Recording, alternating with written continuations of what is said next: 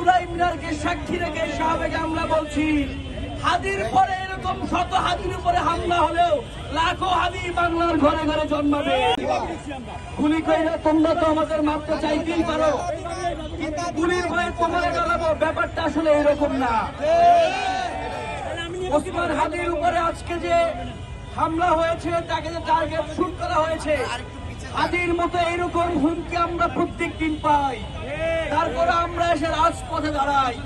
হাদি আমাদের ভাই, যিনি থ্রেট পাওয়ার পরেও রাজপথ ছেড়ে যাননি। হাদির উপরে হামলার পরে আজকে জুলাই মিনারকে সাক্ষী রেখে সাবেক আমরা বলছি, হাদির পরে এরকম শত হাদির উপরে হামলা হলেও লাখো হাদি বাংলার ঘরে ঘরে জন্মাবে।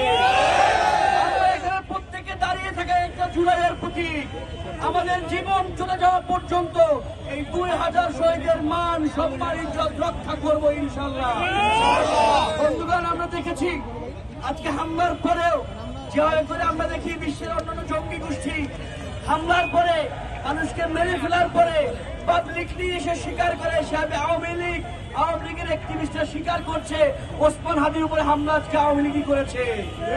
বন্ধুগণ, এইরকম পরিস্থিতিতে, এইরকম মুহূর্তে একটা নির্বাচনের জন্য যথেষ্ট সিকিউর ফিল্ড আছে কিনা সেটা নিয়ে আমরা চিন্তিত। বন্ধুগণ, সুতরাং ওসমান হাদি এই আসনের একজন স্বতন্ত্র এমপি প্রার্থী, তার উপরে যে হামলা হয়েছে তাকে নিরাপত্তা দিতে না পারায় রাষ্ট্রের ব্যর্থতা।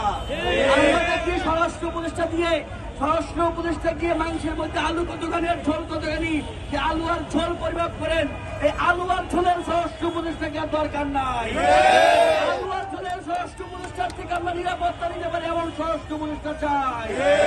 বন্ধুগণ, আমরা স্পষ্ট করে আজকে বলছি, ওসমান হাদি সহ যাদের লাইফের উপরে দৈনিক প্রতিনিয়ত থ্রেট আসে, আমাদের বন্ধুর উপরে থ্রেট আসে, আমাদের ভাইদের উপরে থ্রেট আসে, এই প্রত্যেকজন জুলাই রক্তনায়ককে নিরাপত্তা দেয় রাষ্ট্রের দায়িত্ব।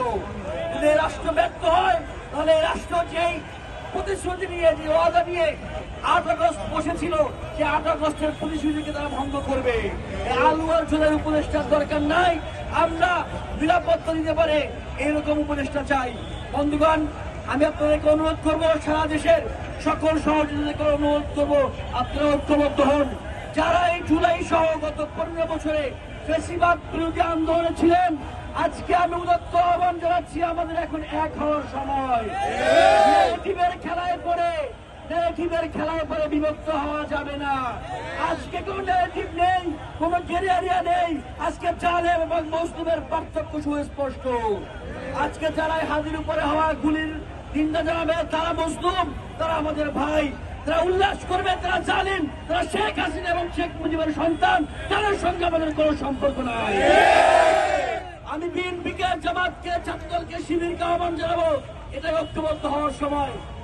পথের পার্থক্য সত্ত্বেও আমরা ঐক্যবদ্ধ হব, এবং সেই ঐক্যবদ্ধের ভিত্তি হবে জুলাই এবং জুলাই গণ অভ্যুত্থান।